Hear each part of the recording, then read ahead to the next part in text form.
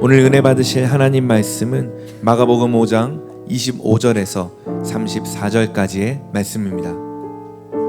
12해를 혈루증으로 앓아온 한 여자가 있어 많은 의사에게 많은 괴로움을 받았고 가진 것도 다 허비하였으되 아무 효험이 없고 도리어 더 중하여졌던 차에 예수의 소문을 듣고 무리 가운데 끼어 뒤로 와서 그의 옷에 손을 대니 이는 내가 그의 옷에만 손을 대어도 구원을 받으리라 생각함일러라.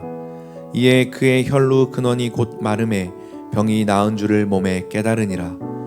예수께서 그 능력이 자기에게서 나간 줄을 곧 스스로 아시고 무리 가운데서 돌이켜 말씀하시되 누가 내 옷에 손을 대었느냐 하시니 제자들이 여짜오되 무리가 에워싸 미는 것을 보시며 누가 내게 손을 대었느냐 물으시나이까 하되 예수께서 이 일 행한 여자를 보려고 둘러보시니 여자가 자기에게 이루어진 일을 알고 두려워하여 떨며 와서 그 앞에 엎드려 모든 사실을 여쭈니 예수께서 이르시되 딸아 내 믿음이 너를 구원하였으니 평안히 가라 내 병에서 놓여 건강할지어다.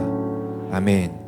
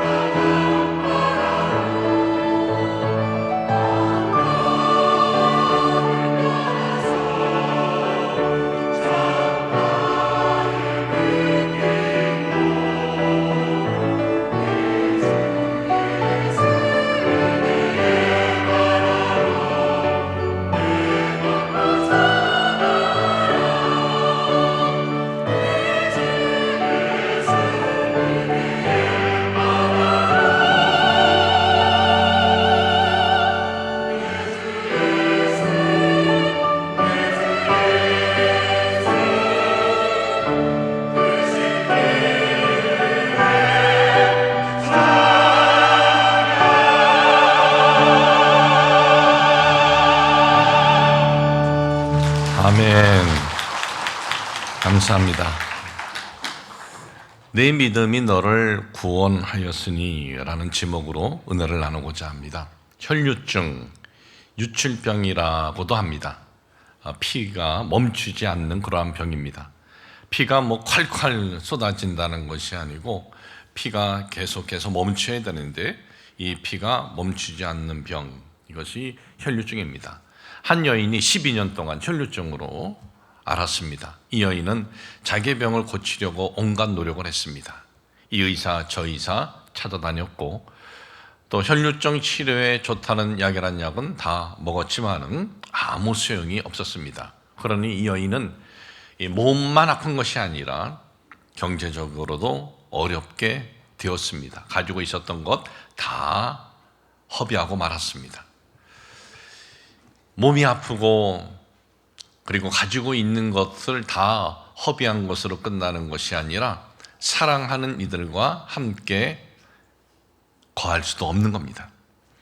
이 여인에게 남편이 있었는지 그거는 모르겠습니다. 남편이 있었다면 남편도 함께 있지를 못합니다. 부모와도 함께 있지 못하고 자녀들과도 함께 있지 못합니다. 그 이유는 레위기 15장 7절에 보니까 유출병이 있는 자의 몸에 접촉하는 자는 그의 옷을 빨고 물로 몸을 씻을 것이며 저녁까지 부정하리라. 같이 있으면 다 부정해지는 겁니다.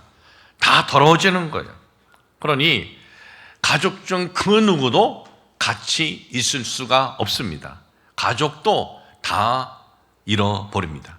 여러분, 삶을 이렇게 살아갈 때 몸이 아프고 또 물질에 좀 어려움이 있다 하더라도 옆에서 사랑하는 이들이 서로 용기를 주고 위로를 주면 그 어려움을 그래도 이겨나갈 수가 있는데 가족으로부터 어떻게 보면 버림을 당한 겁니다. 그런데 이것보다 더 비참한 것이 있습니다. 그것은 하나님의 성전에 들어갈 수가 없습니다. 구약 시대는 성막 시대입니다. 성막 시대에 하나님의 성전에 들어갈 수 없습니다.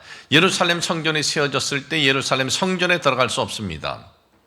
또 회당에 가서 하나님 말씀을 들을 수도 없고 선포되는 하나님의 말씀도 들을 수도 없습니다. 참 하나님 앞에 나아가서 부르짖고 위로받고 그리고 하나님으로부터 용기를 얻고 싶어도 하나님 앞에 나아갈 수 없는 여인이었습니다. 이 여인은 사중고에 시달리는 여인이었습니다. 육체적인 고통이 있었고 또 경제적인 고통이 있었습니다. 사회적으로도 가족뿐만 아니라 그 누구와도 함께 있을 수가 없는 겁니다. 그뿐만 아니라 교회 나와서 예배 드리고 싶어도 이 여인은 나올 수가 없는 겁니다. 참 기구한 운명의 여인이었습니다. 그런데 이렇게 비참한 운명의 여인이 예수님께 치료를 받습니다. 그런데 예수님께 치료를 받는 과정을 보면 주님 앞에 나아가서 주님, 저 좀 치료해 주세요. 주님, 저 좀 불쌍히 여겨 주시옵소서. 그렇게 간구를 한 내용도 없어요. 또한 주님께서 그래, 내가 너를 치료하마 하면서 주님께서 그녀의 치료를 선포하는 내용도 아니에요.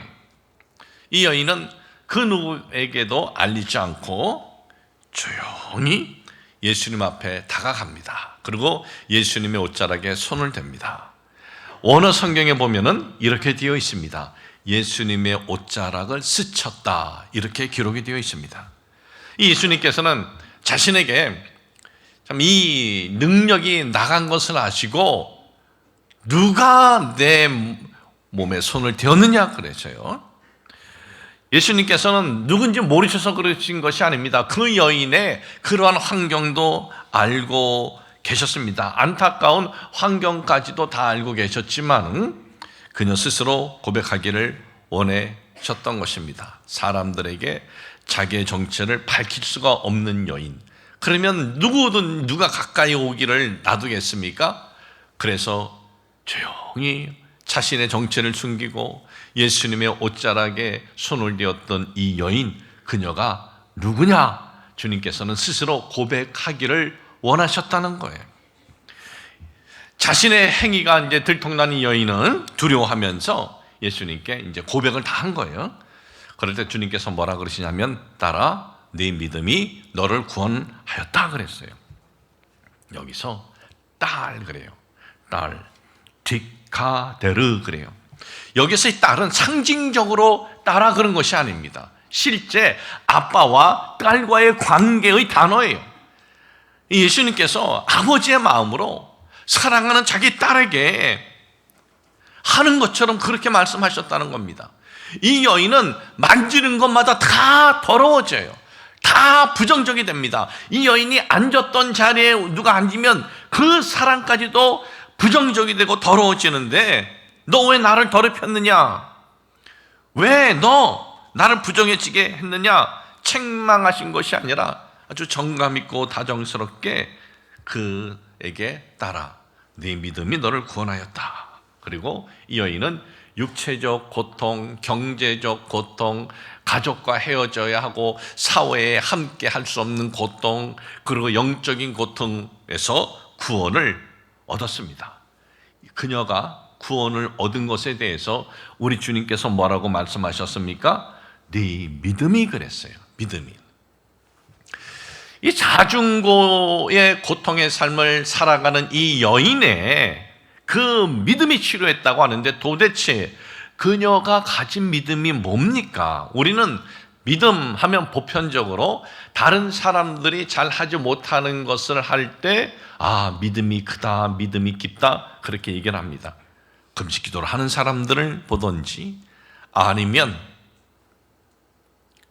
큰 금액을 헌금하는 사람을 보든지, 아니면 오랫동안 정말 봉사를 말없이 하는 사람을 보든지, 그럴 때 뭔가 나와 다르게 열심히 행동을 하는 사람, 그런 사람을 가리켜서 믿음이 크다라고 하는데, 이 여인은 어때요? 그런 모습을 보입니까? 전혀 그런 모습은 볼 수가 없습니다. 이 여인은 헌금할 돈도 없습니다. 금식하고 뭐 철야하면서 무슨 봉사를 할 그런 육체적인 건강도 없습니다. 전혀 그런 모습, 우리가 생각하는 그런 믿음의 모습, 그런 행위 찾아볼 수가 없어요. 그러면 본문에서 말씀하신 이 주님께서 너의 믿음이 너를 구원했다라는 그 믿음은 무엇일까요? 그것은 그녀가 가졌던 마음, 그녀가 가졌던 생각입니다. 아니, 이 여인이 어떤 생각과 어떤 마음을 가졌을까요? 여러분들에게 읽어드린 본문 말씀 27절, 28절에 보면, 예수의 소문을 듣고 무리 가운데 끼어 뒤로 와서 그의 옷에 손을 대니 이는 내가 그의 옷에만 손을 떼어도 구원을 받으리라 생각함일러라 그랬어요. 누군가로부터 소문을 들었습니다. 그녀가 이 소문을 듣기 전에는 그녀는 어떤 마음이었고 어떤 생각이었습니까? 좋은 의사가, 뛰어난 의사가 나를 치료해 줄 수 있겠다, 좋은 약이 나를 치료해 줄 수 있겠다, 그런 생각을 가지면서 살아왔었습니다. 그런데 그 어떤 의사도 그 어떤 약도 그녀를 치료하지는 못했어요. 그런데 소문을 들은 겁니다. 한센병 환자가 치료받았다라는 소문도 듣고, 또 백부장의 노예도 치료를 받았다라는 소문을 들었습니다. 중풍병 환자가 치료받았다는 소문도 들었고, 귀신 들린 자가 나았다는 소문을 들었습니다. 그런 소문을 듣고는 그녀는 생각을 합니다. 나도 그분을 통해서 치료받을 수가 있다. 내가 그분에게 직접 치료해달라고 하지 않아도, 그분이 직접 네 병은 나았다라고 선언하지 않아도, 내가 그분의 옷자락만 스치기만 해도 치료받을 수 있다, 이런 마음, 이런 생각을 그녀는 가졌고, 우리 주님께서는 그녀의 그런 생각과 그런 마음을 믿음이라고 선언을 하신 거예요. 여러분, 우리가 가지고 있는 생각과 믿음, 그 생각과 믿음이 이렇게 중요하다는 것입니다. 일반적으로 그냥 평범한 병이라 할지라도 12년 동안 알아왔다 하면 어떻습니까? 한 질병으로 12년 동안 앓았으면 일어서는 것조차도 쉽지 않을 겁니다. 그런데 이 여인은 어땠습니까? 12년 동안 유출병을 앓았습니다. 그런 여인이 일어섭니다. 그리고 이 여인은 예수님께 나아갔다는 거예요. 예수님께 나아간다? 여러분, 예수님 주변에 얼마나 많은 군중들이 있었습니까? 적게는 몇천 명, 많으면 수만 명이 있었습니다. 예수님께서 누가 내 옷에 손을 대었느냐 했을 때 그 제자들의 대답을 잘 보세요. 짜증 난다는 대답 아닙니까? 아니, 예수님, 지금 이렇게 많은 사람이 예수님 만져보고 이 난리들인데 누가 내 옷에 손을 대었다고 말을 하십니까? 이 말 같지도 않은 소리 아닙니까? 그렇게 제자들이 이해가 안 된다라는 듯 대답을 합니다. 건강한 산에도 쉽지 않다는 거예요. 이렇게 많은 군중들이 있는데 들어간다는 것이. 그러니 12년 동안 혈루증을 앓았던 이 여인은 어떠했겠느냐 이겁니다. 그런데 그녀는 그 건강한 산에도 그 많은 군중들을 뚫고 들어갈 수 없는 그러한 환경이었지만 그녀는 그 많은 군중들이 있는 데를 뚫고 들어갑니다. 어떻게 그렇게 할 수 있었습니까? 그녀의 마음, 그녀의 생각이 그녀에게 그 장애물이 있어도 그 장애물 앞에서도 포기하지 않고 뚫고 들어갈 수 있었다는 거예요. 이렇게 이렇게 마음이 중요한 것입니다. 그리고 그녀의 마음과 생각이 이런 놀라운 결과를 낳게 된 겁니다. 여러분, 그녀가 가졌던 생각, 마음, 이거는 뭡니까? 이건 과거입니다. 그녀는 누군가로부터 어떤 소문을 들었습니다. 그리고 생각을 했습니다. 마음을 먹었습니다. 그리고 오늘 보니까 그녀가 치료를 받습니다. 치료는 현재입니다. 그러니까 그녀의 과거의 생각과 과거의 마음이 현재 치료로 이어졌다는 겁니다. 많은 사람들이 내 미래는 어떠할까라는 궁금함이 있습니다. 그래서 점집을 찾아가기도 하고 또는 누가 예언의 은사를 받았다면은 긴가민가 하면서도 자기 미래에 대해서 얘기 좀 듣고 싶어가지고 찾아가는 사람들도 많이 있다는 거예요. 여러분 미래 궁금하세요? 여러분 미래가 어떤지 보고 싶으세요? 제가 가르쳐 드릴까요? 예언의 은사도 없는 제가 가르쳐 드릴까요? 오늘 여러분들이 어떤 생각을 가지고 있느냐, 여러분들이 어떤 마음을 갖고 있느냐, 이것이 여러분의 미래의 모습이에요. 여러분의 미래의 모습, 거기 안 가도 지금 알 수가 있는 거예요. 여러분의 지금 마음과 여러분의 생각이 어떠냐, 이것이 나의 미래의 모습이다라는 거예요. 여러분, 우사인 볼트, 이기면 이거 하는 사람, 이 사람은 정말 두 번 다시 이런 기록은 나오지 않을 거예요. 왜냐하면 3번의 올림픽에 베이징 올림픽, 그리고 런던 올림픽, 리우 올림픽에서 단거리 육상에서 금을 휩쓴 사람입니다. 100m, 200m, 400m 계주. 아니, 하나의 올림픽에서 하나의 금메달만 따도 정말 역사의 영웅으로 남는데 이 사람은 단거리는 다 따버렸어요. 그뿐만 아닙니다. 2009년부터 2015년까지 세계 육상 경기가 있습니다. 올림픽 말고도 세계 육상 경기가 있습니다. 그 육상 경기 매년 여는데 거기서 100m, 200m, 400m 계주 금메달을 이 사람이 다 휩쓸어 버렸어요. 딱 한 번만 못했어요. 딱 한 번. 2011년 100m에서만 금메달을 따지 못했어요. 그 외에는 다 휩쓸었어요. 세계 육상에 이런 기록은 없습니다. 정말 놀랄 일이고 세상에서 가장 빠른 인간 탈환이다. 그 호칭이 정말 맞는 것 같아요. 근데 우리는 우사인이 볼트 하면 키도 크고 신체적인 조건이 완벽하기 때문에 그가 가장 빠른 사나이가 된 것이다라고 우리는 생각을 해요. 그렇지 않아요. 여러분, 이 사람은요, 태어날 때부터 척추 측만증을 갖고 태어난 사람이에요. 그러니까 척추가 반드시 되어 있지 않은 거예요. 한쪽으로 많이 치우쳐져 있어요. 그래서 그는 왼쪽 골반이, 그는 이 왼쪽으로 골반이 치우쳐 있어요. 휘어져 있다 이거예요. 그러니까 제대로 다닐 수가 없는 거예요. 자신이 그러한 척추 측만증이 있다고 해서 나는 육상 선수는 가망이 없다, 그런 생각을 가진 것이 아닙니다. 그는 최고로 빨리 달리는 이 사나이가 되어야겠다. 그런데 그에게 의사가 가르쳐 주는 거예요. 그 척추 옆에 있는 근육들을 든든하게 하면 된다. 그 근육들이 당신의 척추를 지탱하게 해주면 된다. 그래서 척추 옆에 있는 근육들을 아주 강화하면 된다는 그러한 정보를 듣고는 근육 강화하는 운동을 강도 높여 하면서 척추를 지탱하는 힘을 키웁니다. 그 결과 근육이 이제 척추를 받쳐주게 된 거예요.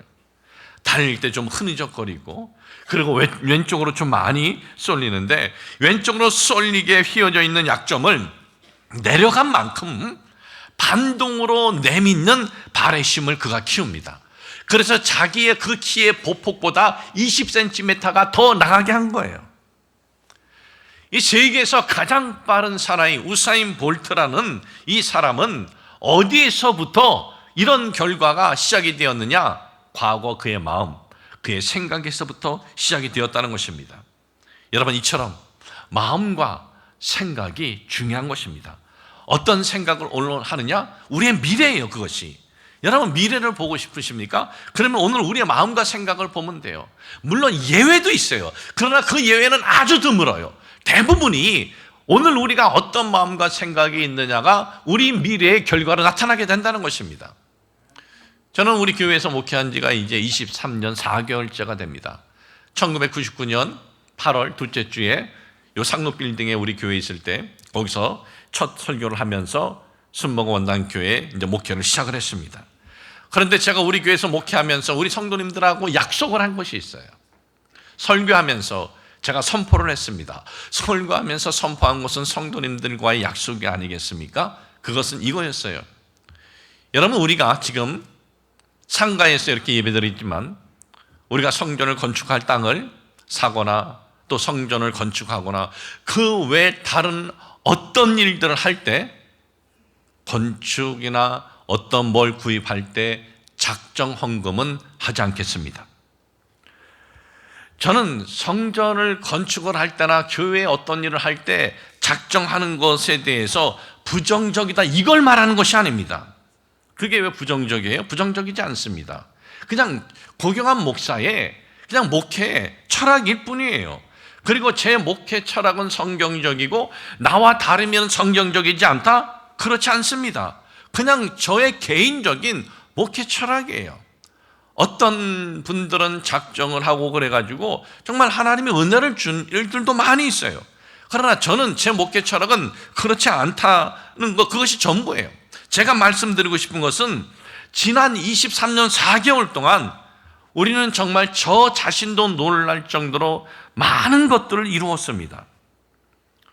여러분, 오늘의 우리 교회 이런 결과는요, 과거 저와 우리 교회 성도들의 생각과 마음의 결과물이다라는 것이에요.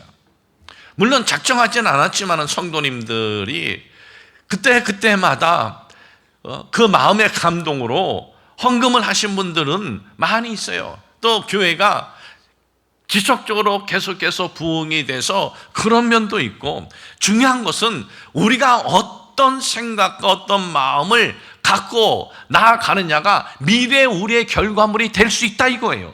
우리 교회 미래를 여러분 알고 싶으세요? 그러면 여러분들은 제 생각과 제 마음을 보시면 돼요. 아니, 고 목사의 생각과 마음을 어떻게 볼 수가 있느냐? 여러분, 볼 수 있어요. 어떻게 봐요? 제가 하는 말을 들으면 돼요. 제가 무슨 말을 하는지, 우리 교회에 대해서 어떤 그 말을 하는지 그걸 들으면 그것이 제 마음이고 그것이 제 생각인 것입니다. 여러분, 한 사람의 마음, 그 사람의 생각 아는 거 결코 어렵지 않아요. 그 사람이 어떻게 말을 하느냐, 말의 그 색깔을, 말의 그 의미를 보면 되는 거예요. 우리 교회에 대한 제 말의 내용이 바로 제 생각이고 제 마음이고, 그리고 그것이 우리 교회의 미래의 모습입니다. 그러니까 우리의 현재의 모습은요, 거의 대부분이 과거의 생각과 과거의 마음의 결과이고, 우리 미래의 모습은요, 오늘 우리의 생각과 우리의 마음의 결과가 나타나게 된다라는 것입니다. 성도 여러분, 오늘 우리가 어떤 마음을 이렇게 먹을 때, 생각을 먹을 때 우리가 선택을 해야 돼요. 근데 그것은 그냥 내가 이렇게 선택했구나, 그렇게 끝나는 것이 아닙니다. 우리 미래의 결과로 이어진다라는 것입니다. 이 혈육적 여인 보십시오. 이 여인은 자신이 그 병을 치료받기 위해서 할 수 있는 거 다 했어요. 그런데 안 됐습니다. 가망이 없습니다. 그런데 이제 예수님의 이 소문을 들었습니다. 그녀는 생각합니다. 마음을 갖습니다. 내가 그 주님께 옷자락에 잡으면 내가 된다. 그리고 그 마음이, 그 생각이 그녀의 미래의 결과가 된 것입니다. 여러분, 그녀의 이런 모습은 인간적 자기 암시 행위가 아니에요.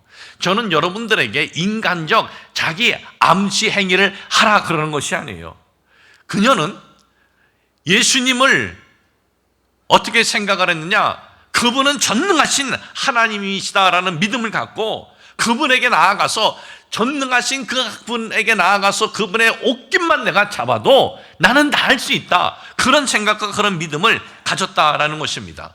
여러분, 우리 주님 주변에 얼마나 많은 사람들이 주님의 옷을 스치고 몸을 스쳤겠습니까? 그렇게 수천 수만 명이 그 주변에 있는데, 그런데 그 중에 역사는 누구에게 나타났습니까? 바로 이 여인에게만 나타났다라는 거예요. 그러한 마음을 가지고, 그러한 생각을 가지고 주님의 그 옷자락을 스친 여인에게만 치료의 구원이 임하게 되었다라는 것입니다. 여러분, 오늘 우리의 눈으로 볼 때, 우리의 경험으로 볼 때 힘들고 어려운 무엇이 있습니까? 바로 그럴 때요. 그럼에도 우리 주님께서 손대어 주시면, 우리 주님께서 나를 붙잡아 주시면, 내 남편과 내 아내를, 내 자녀를, 나의 삶을 붙잡아 주시면 가능하다, 일어난다, 역사가 나타난다, 그런 믿음과 그런 기대를 가지고 나아가시길 주님의 이름으로 축복을 합니다. 다윗의 삶을 보면서 다윗이 가장 속상하고 답답했던 부분이 어느 부분일까? 제가 이제 개인적인 제 생각으로 볼 때는,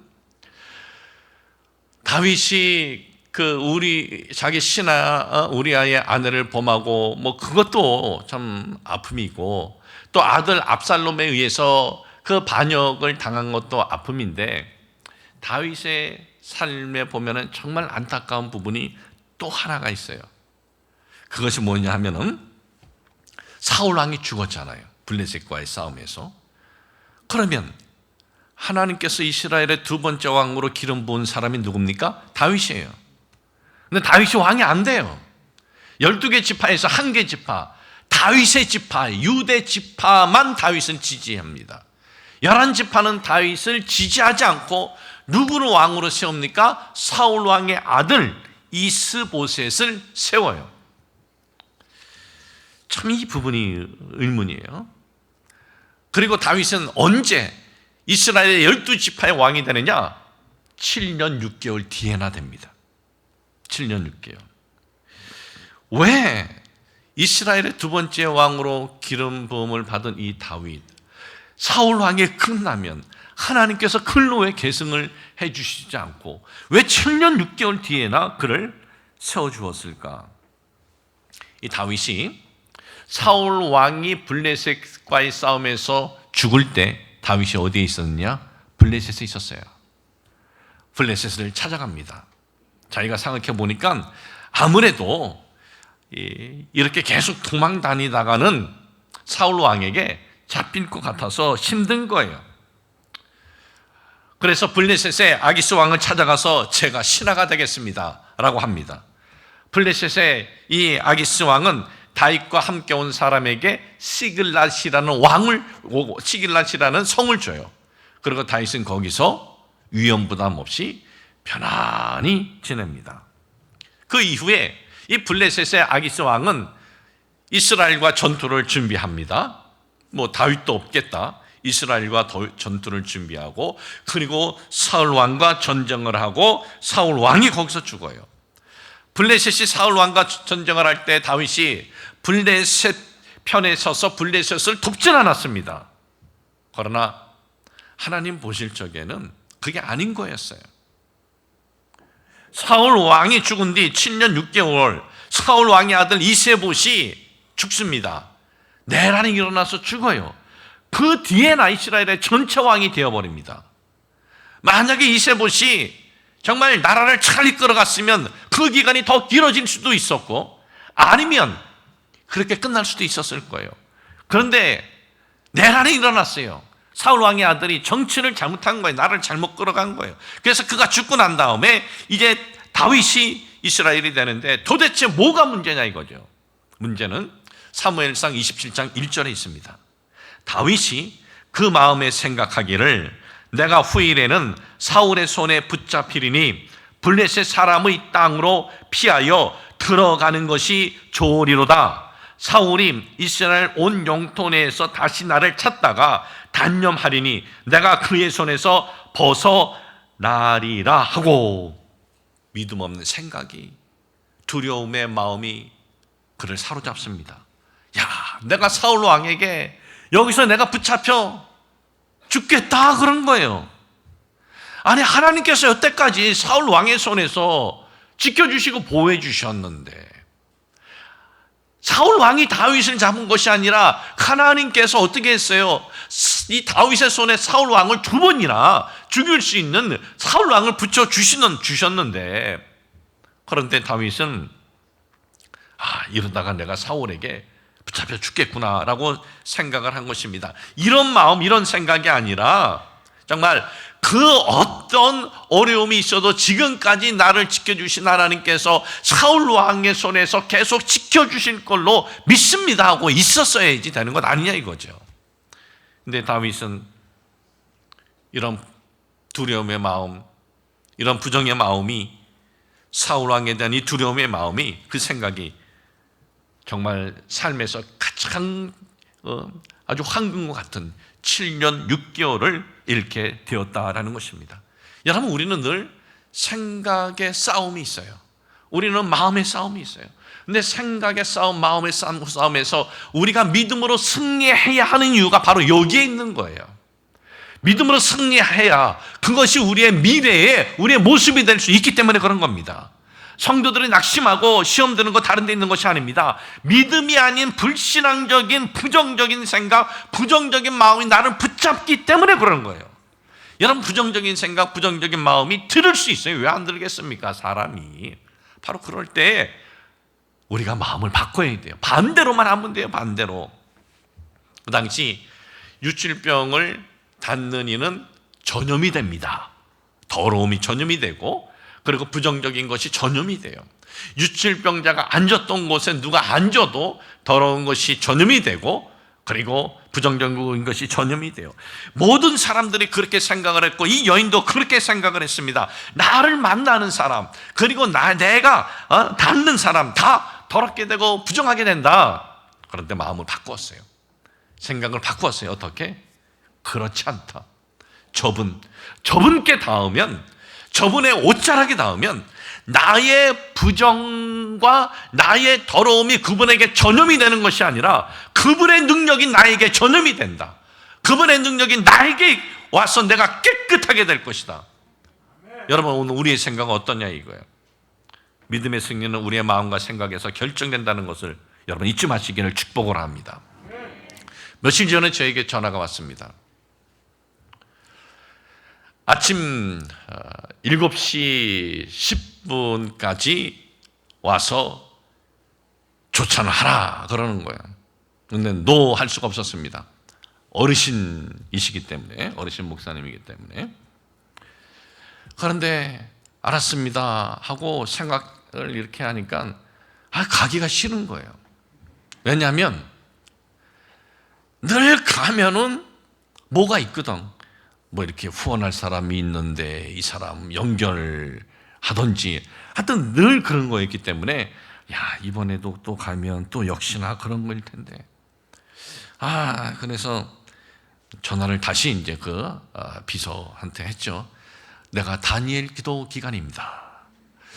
그러니 아침에 이렇게 일어나는 것은 저에게 좀 쉽지 않을 것 같습니다. 거기까지 가는데 또 트래픽도 있고 그러니까.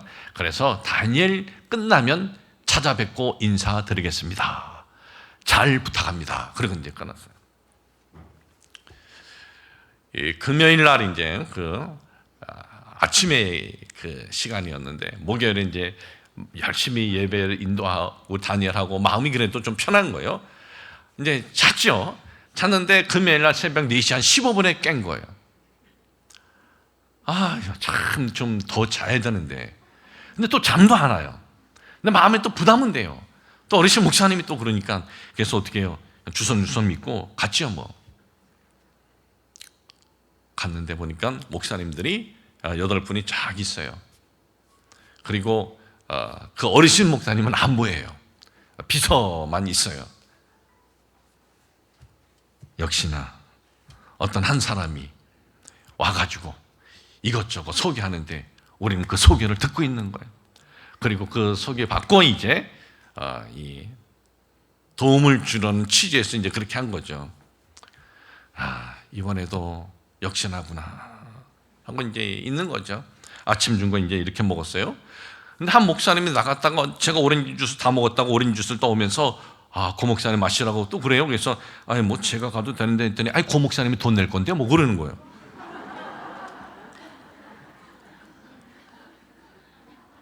내가 7시 10분에 내 돈 내는데 거긴 내가 왜 가? 와서 뭐라 그래도 갈까 말까 해서 왔는데 그러는 거예요. 그런데 우리를 오라고 한 또 그분은 가만히 눈만 깜빡깜빡하고 있는 거예요. 돈 내라 이거지. 어떻게 해야 돼요? 돈 내야지. 돈 냈어요. 기분이 좋겠어요 여러분? 그날?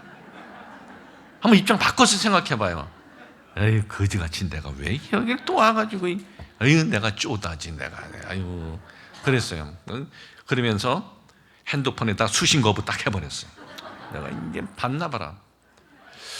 그런데 그렇게 이제 하고 이렇게 오면서 점심시간 되면서 괜히 계속 마음이 이렇게 좀 안 좋은 거예요.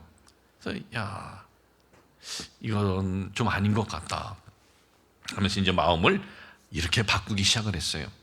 내가 이른 아침에 목사님들 밥 사준다고 오라 그러면 저분들이 오실 분이냐. 보니까 이분들이 그래도 지역에서들 좀 영향력 있게 목회를 하는 분들이에요. 저분들이 내가 밥 한 끼 사준다고 오실 분들이냐. 그런데 내가 아침에 저분들에게 식사 대접을 했으니 이거 축복 아니냐. 그렇게 하니까 불편한 것이 싹 사라지고 괜히 이런 마음이 들어요.